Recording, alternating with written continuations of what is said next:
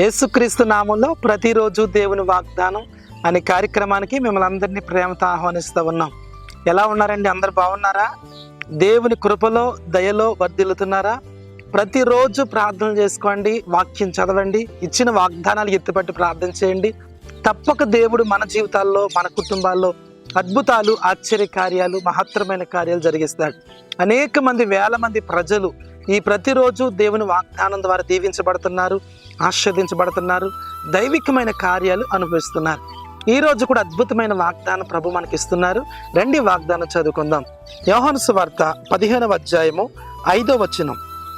ఎవడు నా యందు నిలిచియుండునో, నేను ఎవని యందు నిలిచియుందునో వారు బహుగా ఫలించుదురు.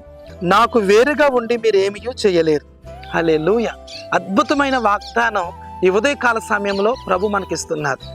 ఎవరు నా యందు నిలిచియుందురో, నేను ఎవని యందు నిలిచియుందునో వారు బహుగా ఫలిస్తారు. దేవుని బిడ్డలారా, మనమందరం ఫలించాలి, ఆశీర్వదించబడాలి, దీవించబడాలి, దైవికమైన కృపలో వర్ధిల్లాలని ప్రభు కోరుతున్నారు. మన వ్యాపార పరంగా, కుటుంబ పరంగా, ఉద్యోగ పరంగా, మన పిల్లల భవిష్యత్తులో మనమందరికి ఒక ఆశ ఉంటాయి. మనుషులందరికీ మేము ఫలించాలి, ఆశీర్వదించబడాలి, దీవించబడాలి, వర్ధిల్లాలి, అన్ని రంగాల్లో, అన్ని మార్గాల్లో కూడా ముందుకు వెళ్ళాలనే ఆశ ప్రతి మానవుని జీవితంలో కనబడుతూ ఉంటాయి. అయితే దేవుని వాక్యంలో ప్రభు చెప్తున్నాడు, ఎవరు నా యందు నిలిచి ఉంటారో, నేను ఎవని యందు నిలిచి ఉంటానో వారు బహుగా ఫలిస్తారు. నాకు వేరుగా ఉండి మీరేమీ చేయలేరని ప్రభు చెప్తా ఉన్నాడు. అవును బిడ్డలారా, మనము దేవుని మీద ఉన్నప్పుడు, దేవుడు మన మీద ఉన్నప్పుడు, ఆయన మీద ఆధారపడినప్పుడు మన జీవితాల్లో గొప్ప కార్యాలు ప్రభు చేస్తాడు.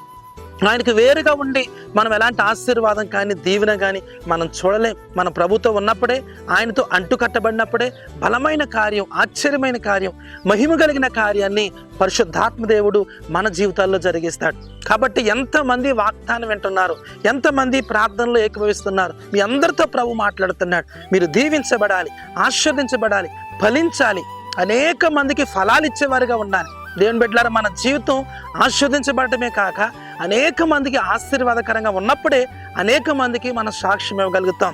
మనం దీవించబడినప్పుడే అనేక మంది దీవించబడడానికి ప్రార్థన చేయగలుగుతాం.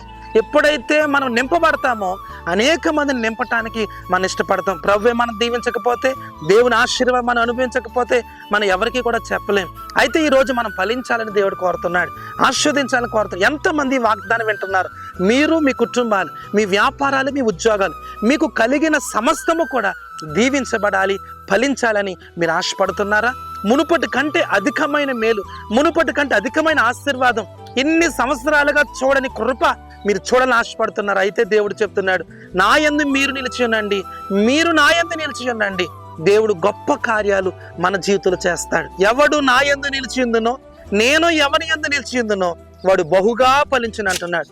ఈరోజు మనం ఫలించాలి, ఆశీర్వదించబడాలి, దీవించబడాలంటే దేవుని యందు నిలిచి ఉందాం. ఆయన మన యందు నిలిచి ఉంటాడు. మనం బహుగా ఫలించబోతున్నాం. ప్రార్థన చేసుకుందాం. పరిశుద్ధము, నమ్మకమైన తండ్రి, నీకు వందనాలు. ఎంతమంది వాగ్దానం విన్నారో ప్రతి ఒక్కరిని దీవించండి, ఆశీర్వదించండి. ఎవడు నా యందు నిలిచియుందునో, నేను ఎవని యందు నిలిచియుందునో వాడు బహుగా ఫలిస్తాడన్న ప్రభువా. మా బిడ్డలందరూ ఫలించుదురుగాక, ఆశీర్వదించబడుదురుగాక, దీవించబడుదురుగాక. వారి వ్యాపారాలు, వారి ఉద్యోగాలు, వారి చదువులు, వారి పిల్లలు యేసు నామములో ఫలించుదురుగాక.